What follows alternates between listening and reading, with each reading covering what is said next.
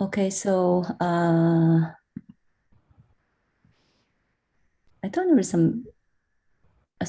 So Chan, you added something, but because I think I dropped it. Okay, that's why I don't see that one. Oh, okay. Yeah, let me copy and paste. It's okay. So okay, you're saying this one is ready. Okay, this Yeah, is part of which this is this updating images. Okay. Um, yeah, for host path. Just one more, the last PR before we're ready to release, and then after this, I'll look at what PRs are still open, and then just come through those, and we should be good to go. this is 1.22, right? Wrapping up Yeah. 1.22. Okay. Yes. Okay, so I just need to find the agenda doc for CSI implementation. Okay, then we can go over this. Okay, so I think because tomorrow is the customer deadline, so maybe we should go through this one. The first one is Resize Recovery from Failure command. Is command there? Yeah. Oh, okay. So how are we doing with this one? I think it just most of it is done. It's just alpha, so it doesn't need a such PRR review.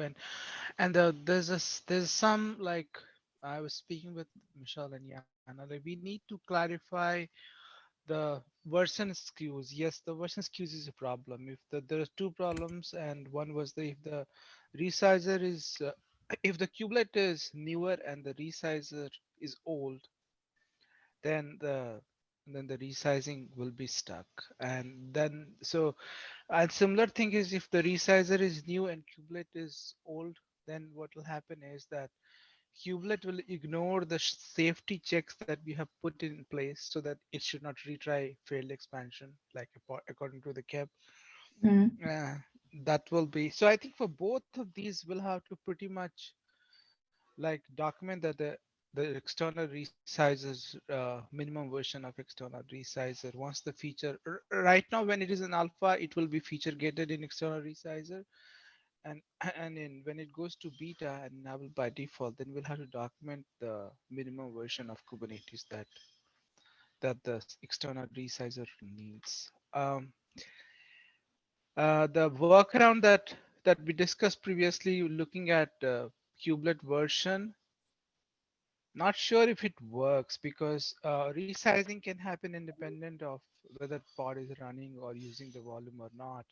And also it requires resizer to keep pod informer. It already does for preventing pod for shutdown for sorry not preventing the expansion of online only expansible volume, but that's also an optional feature. It's not enabled by default. So I think that the best way forward is to just document it, the minimum requirement. And while it is in beta, it should be okay, but I don't know if anybody else thinks on this call. I'll sync up with Michelle offline. She's not there. Jan is there. What do you think, Jan? Like for the both the cases, if the kubelet is older, then we have the problem that it will bypass the checks that the design depends on. Like it should not retry expansion. Like I think it's inevitable. Like the I think it's good for alpha, and we can just document it as you said. Yeah, I think the minimum version of Kubernetes is should be done. We should document it and get away with it. Solving it via code is kind of tricky. Actually, I've been thinking about it, various ways of doing it. Doesn't seem like easy.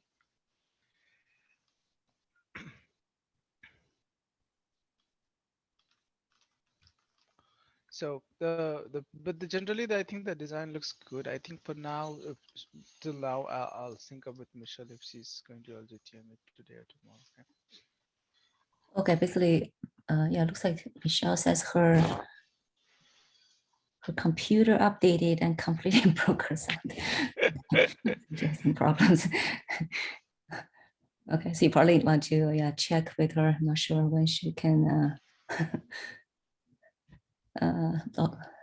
join this. Okay. I'll check with her offline. Yeah. Okay. Slack. Yeah, I think she can. Yeah, I think she can talk. I was like, all right. Yeah. So this next one, actually, I also need to ask Michelle because she, so right now, it doesn't matter whether it's alpha or beta. I just want to get the cap merge. I think it's really the. I think I addressed Michelle's comments. I think she pinned a few people from the orchestration side to take a look, but those people have not responded. So that's, I'm not sure what to do with that. I don't need to pin her to pin them. So let's see. Took a look today morning. Actually, Michelle pinged me also on the PR, and Oh, yeah, okay. I mean, it's just a matter of the naming. I would prefer one metric name with the status healthy or abnormal or unhealthy as label, so that if we have to add, we could add something later. So I think I changed that, right? No, I think I changed. Basically, I now I have a basically like a struct.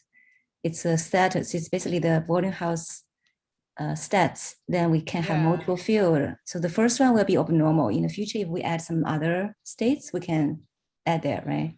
The struct is like just how you store it internally. It doesn't matter. Like my comment mostly about like how it looks from outside in the when the metric is emitted.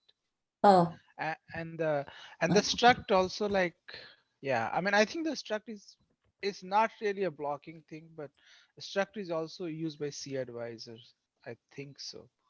So it may not like the fact that it has strings of strings. I don't know if it will it's be. not, no, not strings. I changed that. It's going to be integer. It's like, Oh, okay. if you look at that, so basically, because they don't take strings, so I think I removed the strings completely. So it's going to be 1 or 0, right? So, you know, because we only have those two values. So No, but in the volume stats struct, like it is a. oh no, it's not a direct mapping. That's just how you are holding them as a metrics API. And then we need to update that because you look at it's the same thing as the FS stats. If you look at the FS stats, right? We have the capacity, all of that. So I'm just suggesting to have another thing similar to FS stats. We call it the boarding house stats. And then in the boarding house stats, we can add a field. So right now there's only one, but maybe in the future we can have more. That's what I mean. I was just saying that volume stats object will also get used from CI advisor.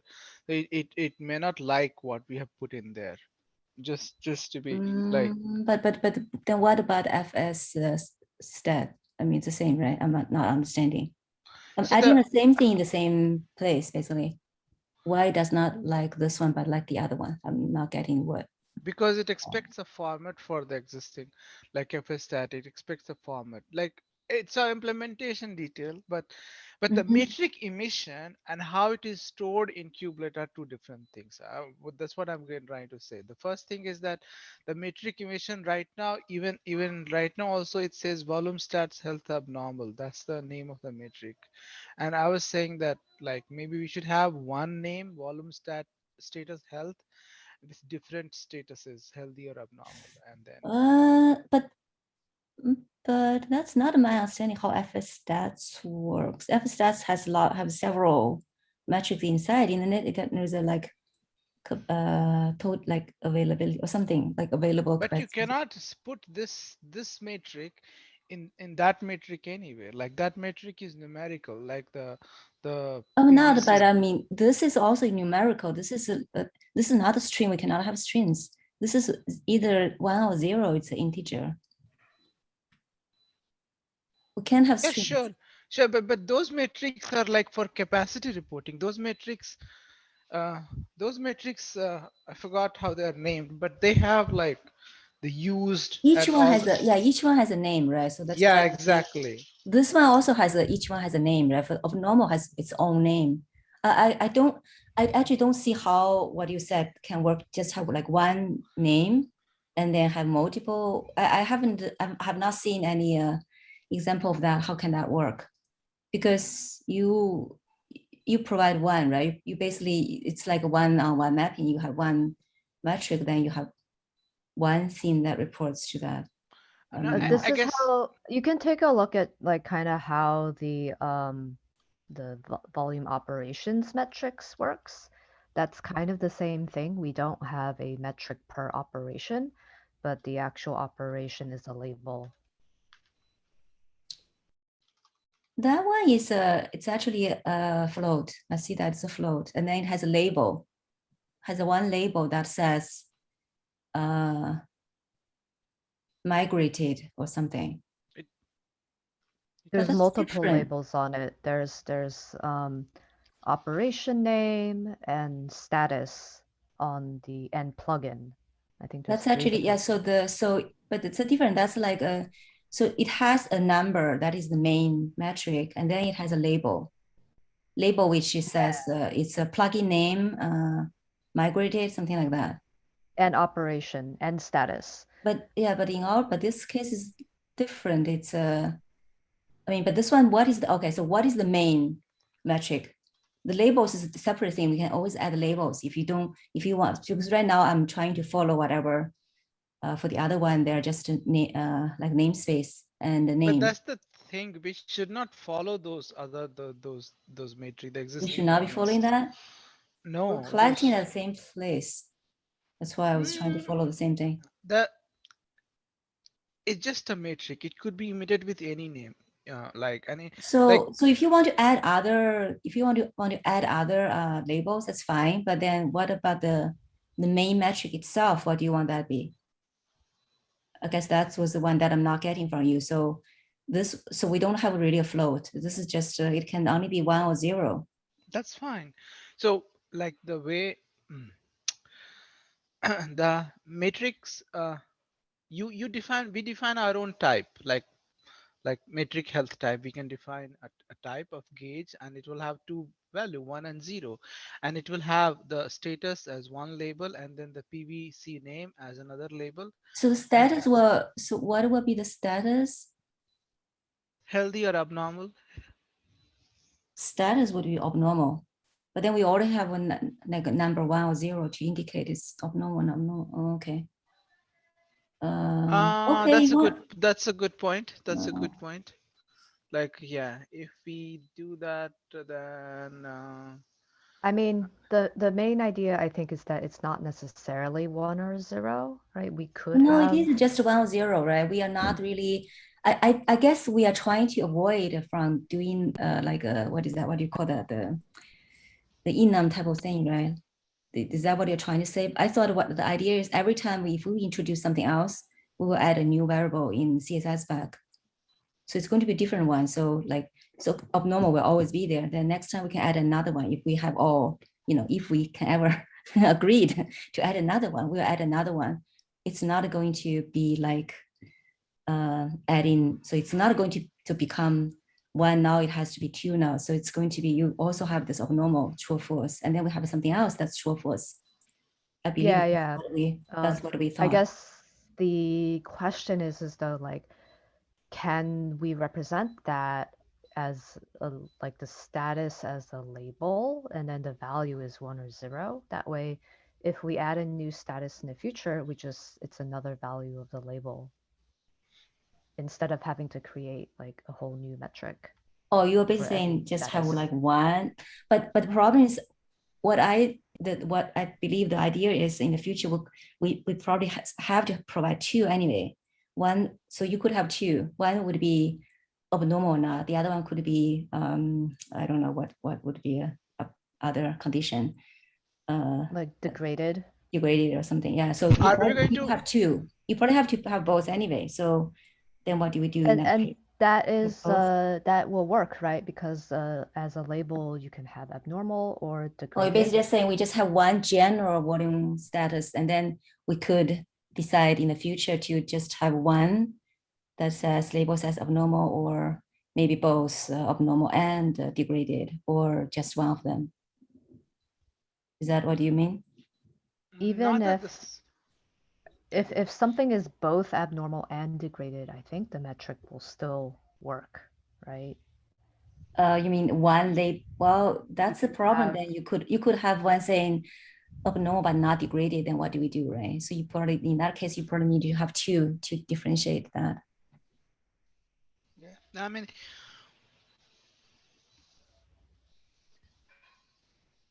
we could add another labels at some point. I don't know if degraded becomes I was just saying, No, can we have sorry, I two thought policies? I thought you can have like, say if something was degraded and abnormal, you can do that if status is a So, but then what if label, it is right? abnormal but not degraded? In that case, you just don't show the degraded, just show one It's abnormal. 0. Degraded is 0. Then that will be two metrics, right? You can't just have one to show that, right? So then you have two. I'm sorry, it's like you have the label with degraded will be 0, and then the label with abnormal is 1, right? I don't. Right. So you have It's still a you have single two, right? metric. You have two metrics basically. Two metric. There's One two for, entries. huh? There's two entries. Two entries, right? One with abnormal and one with degraded, and the degraded is 0 and abnormal is 1.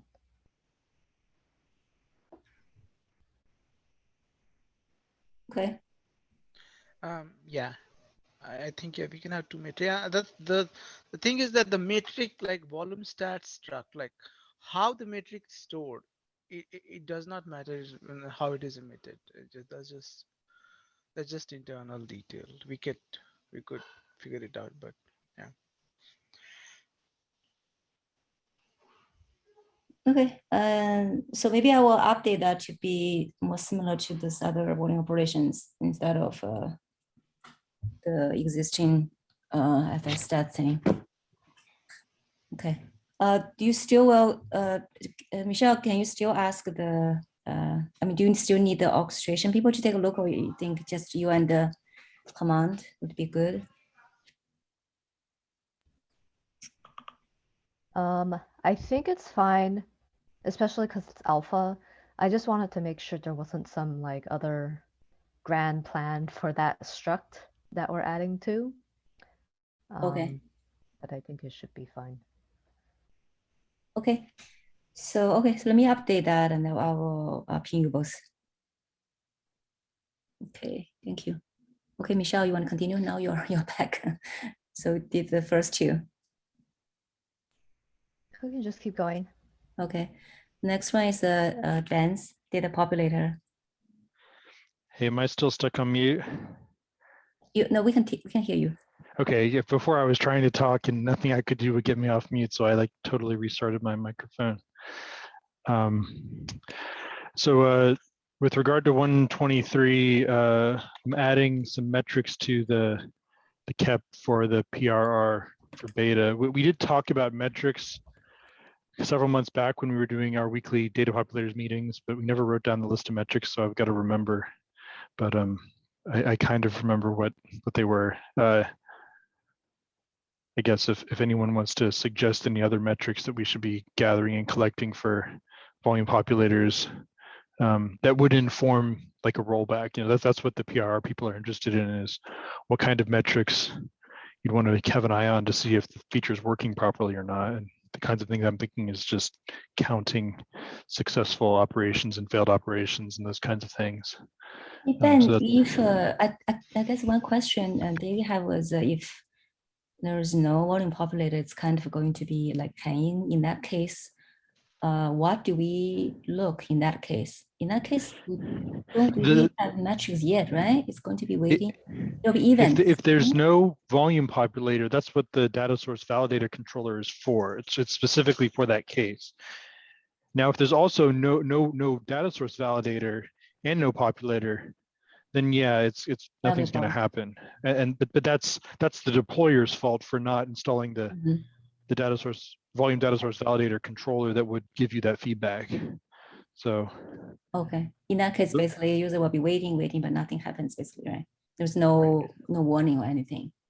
Right. The warning comes from the volume data source validator controller, which is an optional component. Right. Yeah, I think it's fine just to document that.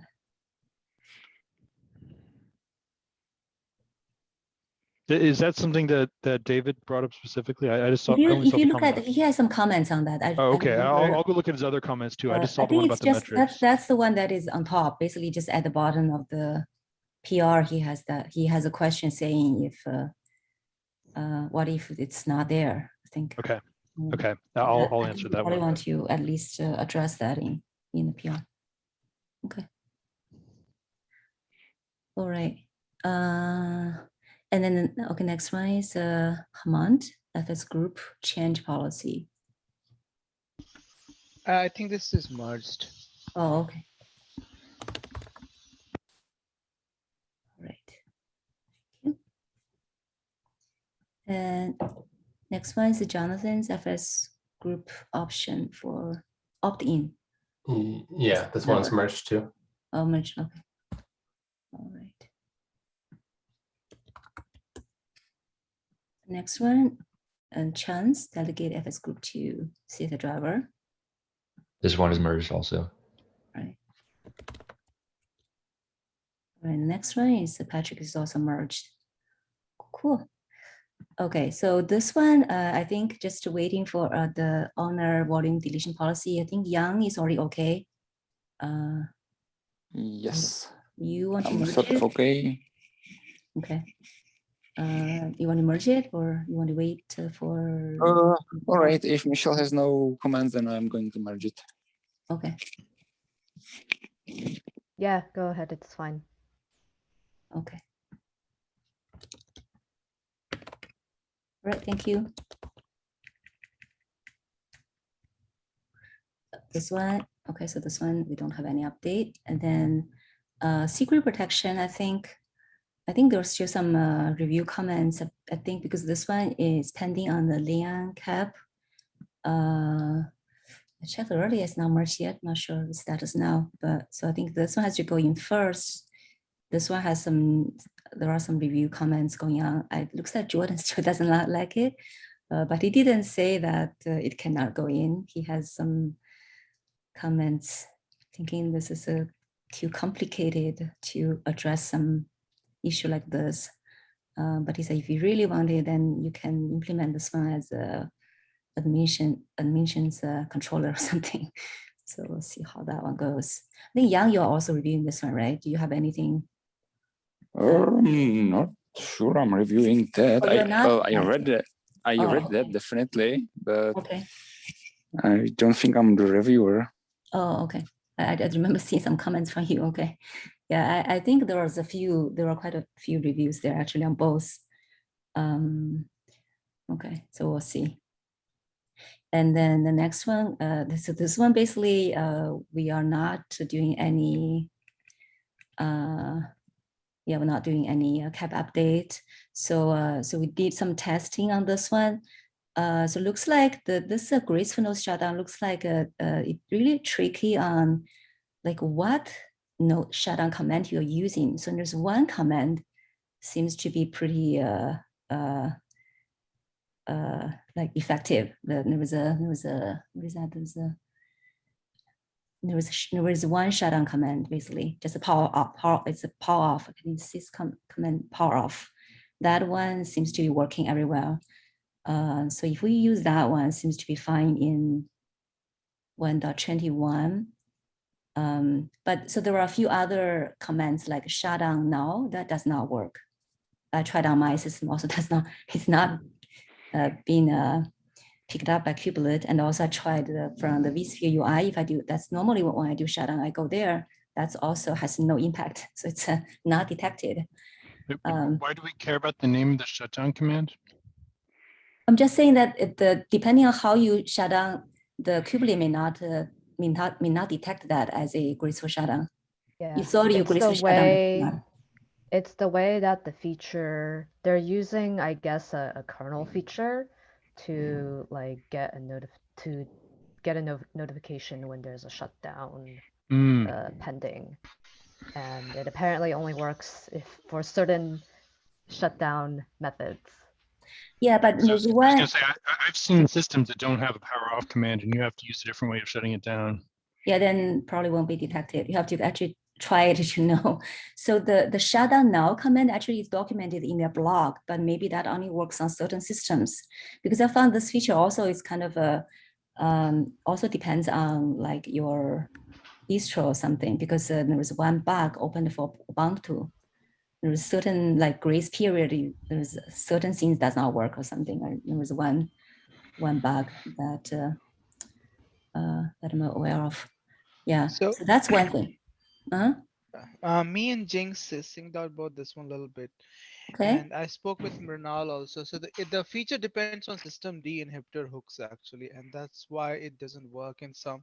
And it depends on system using system D login D actually, and that's not deployed everywhere in all the distros and whatnot. So it depends on system D login D, and it depends on system D inhibitor hook. And yeah, it should work. Maybe we can open some, like if it doesn't work with shutdown-h now, we should open a bug against distro or something, do something. But it would work like if system D login D is being Right. used. Well, I'm surprised. Like even like the shutdown now, that command that's actually in their blog, that's not even working. I tried. It may be the system D login D is not being used in that environment or something else. This is on both Ubuntu and CentOS. So at least in those two environments. So okay. Yeah, I'll have to check. Like we'll have to check the CentOS. It I don't know if anybody knows in this call. Like well, but I mean, just those are just the two environment that I'm testing one, and then I know Masaki, he's using CentOS. I'm using Ubuntu, and all my systems are in Ubuntu. I have nothing else.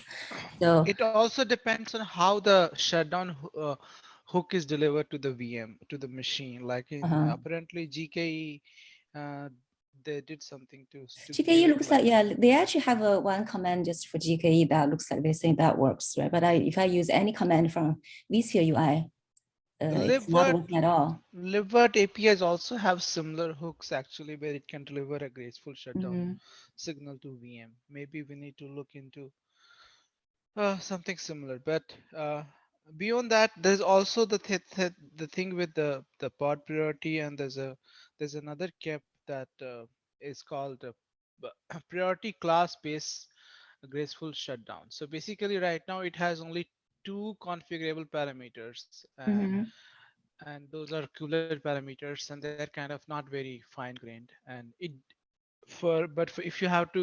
it has to honor the priority class, there's another cap that is needed, and that classifies the pods in different class, like critical A, critical B, critical C, and then it orders them. So it's kind of, and that is being targeted alpha for 123. So there's like bunch of more investigation, but yeah. So I posted some logs. I mean, do you guys, I see that Jean actually updated. So Jean thinks that looks fine, right? Is that right? Because I see that when it was on the way of shutting down, okay, it says mounting, and then immediately I see that it's actually basically kubelet is done. So is that good enough, or do we need to wait for something? Looks like Jean was saying there's no problem there. So in 123, like in 122 and before, you have to configure those time periods as kubelet flags. But no, I'm not talking about that. I'm talking about this is in 1.21, basically this is already there. I'm talking about, are there anything we need to, I mean, I thought in previous meeting, when we had meeting with the SIG node folks, we were talking about to see if there's anything we need to check. I posted some logs on Friday. I think Jean actually looked at it, and Jean added some comments. I'm not sure if she says this is okay or what. Is there anything? Because I see some delays on my side. When I was doing that, initially it was not done. It was like have some saying that it's already attached or something. This was after some time, right? So posted some logs. Is there anything missing, or you think that looks good? So you mentioned so you checked the months already gone, right? After I'm checking. I think I showed the logs from kubelet when it was going down. Is that enough? Just says it says basically says it was trying to unmount. Do we need to check anything, or is that good enough? It's right now. Yeah, it will go through like a volume cleanup. It just there's no guarantee. So that was okay. You're saying we don't have to check anything, right? What do you mean by okay? So is there any? I'm just because I thought in the meeting we were talking about, is there anything we need to do? The logic. the logic to guarantee all the volumes tear down are still missing. Okay. So it will try its best effort right now. Okay. So it's possible all the volume gets tear down before shutdown, but it's also possible some of volume not yet. Okay. So if we don't add that logic, it's there's no guarantee. It's just. So you're saying that it's probably still, we should probably still look at how to add some logic. Is that okay? Yeah, right now. Okay. Right now, it is Yes. timeout based, and timeout based approach has no guarantees about if there will be enough chance to tear down volume. Right, because I think in my case, it looks like basically went down without, I think it's not really cleaning up yet. I mean, it's not, mounting is not finished, looks like on my logs. That's why initially there were some errors, but I think then after some time, that the attach controller actually kicked in, did some cleanup, Right. the 6 minutes or Right. something. Yeah. Okay. So there was maybe some work there, and and the other thing is, you know, the 1.22, they actually made a regression because they are not return the pod failed anymore. So it's that's why actually in my previous testing was actually not really doing anything. So that is a bug that they should fix. So I think we should actually, that at least that part, I believe they are actually talking about what to do with that. I think that's something, at least that's feedback we should tell them. So is that Herman, are you already talking to, sorry, what is his name? Morana?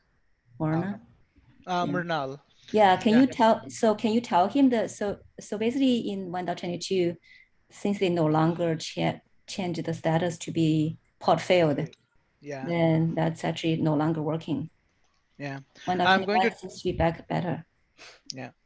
I will test that and I'll talk to Manal and Rand Phillips about that one. It may also be good to ask them to add an E2E test that uses volumes. Yeah, that'll be, yeah, actually, they should do that actually.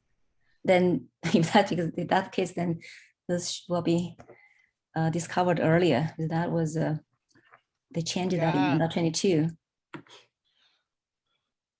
Okay, I'll check with them and test it. I'll test it myself and then check with them. I just wondering what are they doing now for evictions? I just want to check. I believe last time they said they are going to talk to somebody. Is that Clayton or somebody about this?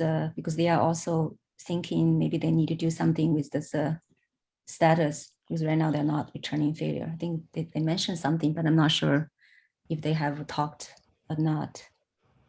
Yeah, maybe you should, yeah, just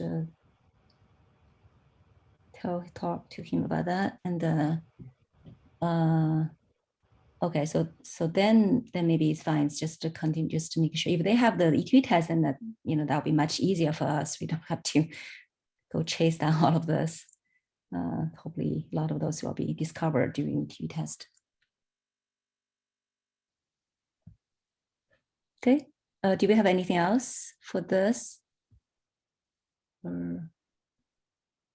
Right, Michelle, is there anything else we want to discuss? There's also there's 2 CSI migration things, the Portworx and Ceph, I think, and there's some confusion from the release team on this, so we're discussing if how we should do the caps for this. Yeah, I think I can see it's confusing because they have this format, right? So this does not. Yeah, they like require every enhancement to have a cap, but then we're being weird. So yeah, I've asked Jiawei to go and just create like a very light cap that basically points to the main cap, but then has the like release milestones and the feature gates for the vendor specific part. Yeah. And yeah, hopefully that'll be we can get that in today. Okay. Oh, I'm getting confused today. I was I think I was updating this one. I'm getting confused, like what I should change. I think this is probably wrong, right? I mean, it's already alpha in 1.21 because marked this one as at risk just because this last milestone is 1.21. So I think I'm supposed to change this to 1.23, but then leave the alpha as 1.21. Is that? Yeah, I think that's fine. Yeah. Okay, I'll see if I can pass the verify. Kind of Is thing. that? Yeah, there's another chat going around in the release Slack about how the milestones and things is confusing. So- Yeah. This thing, they also have some. Okay, I'll see if I can pass the check because they may require the last milestone to be the same as one of those milestones here. So that's why I don't know if I can. If once I changed, I don't know if I can pass verify. So I'll see. They are making all of this. Making it very difficult sometimes. With some small things, kind of hard to pass. Okay then. Okay, so I think we are in general we looking good, right? Most of those they're basically just okay, just this one, resize from failure. Yeah, so Herman, you want to talk to Michelle? You want to talk to her offline about this one? Because initially she was. Yeah, you were not there, Michelle, when we were talking that cap, and I think the remaining big thing left there is the versions queue, and like even for the two cases, if the kubelet is older and the resizer is newer, then the kubelet may bypass this whole check that we have put in, and it may retry to expand it. I like for alpha we're probably fine, but for beta, I think we have for both the cases actually we have to document the minimum required version with that version of external resizer. Right now, the feature will be behind a feature gate even in external resizer, but when it goes beta, then we have to document the minimum version. Okay. I guess I want to make sure there is some upgrade path. Like it's okay if say the feature doesn't function in one of these skew scenarios, but what we don't want is like resizing to break if they end up in one of these like we want at least one upgrade path where like the feature resize won't break. Yeah, so the resizing, if the kubelet is older, and that's something the resizing itself won't break altogether, but there's like kubelet will not clear this resize status, for example, at the end of the operation when it should, and resizer will expect that. So resizing is complete, but there's still status left because kubelet doesn't know about it. And would that cause problems later? It would actually. It would, because the external resizer, if user resizes it again, then the external resizer will refuse it will refuse to actually expand the volume.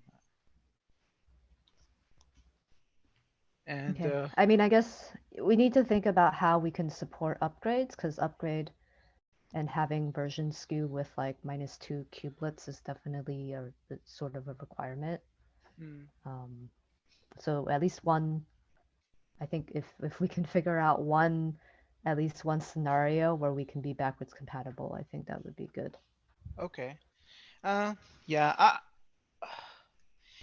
not like I was thinking about the ways of solving that in code, like detecting the kubelet version is really like it requires us to look into the pods, and by default the external resizer there's a code to have the pod informer, but it's it's by default disabled in most environments because it requires that offline check, and yeah, so pretty much performing the kubelet version check like how provisioner does it, it requires us to have the informer cache of pod. Even then it's a little bit racy actually. Yeah, I think that won't detect if the feature is disabled. Yeah, and that won't detect if the feature is disabled. But I guess so it's expected that kubelet today, what does kubelet do when resize is complete? It sets the PVC status to the new PVC status capacity to new value, and it clears off the conditions on the PVC, the resizing conditions on the PVC. It clears off. But yeah, but we are introducing a new field, resize status. It won't touch that. But I guess we know with the new design, Mm. the things that previously kubelet did won't happen until the resize is successful. Yeah. So we could potentially, even with the newer implementation, signal on the old signal. We could hack something in external resize, and you mean to remove the status? Potentially. Yeah. Yeah. Okay. I need to think on that a little bit. Okay. Yeah.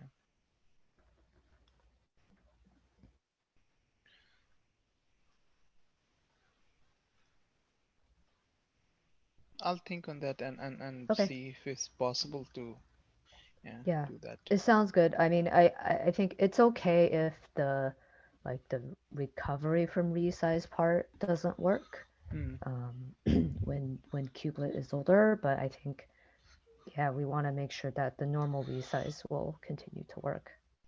All right.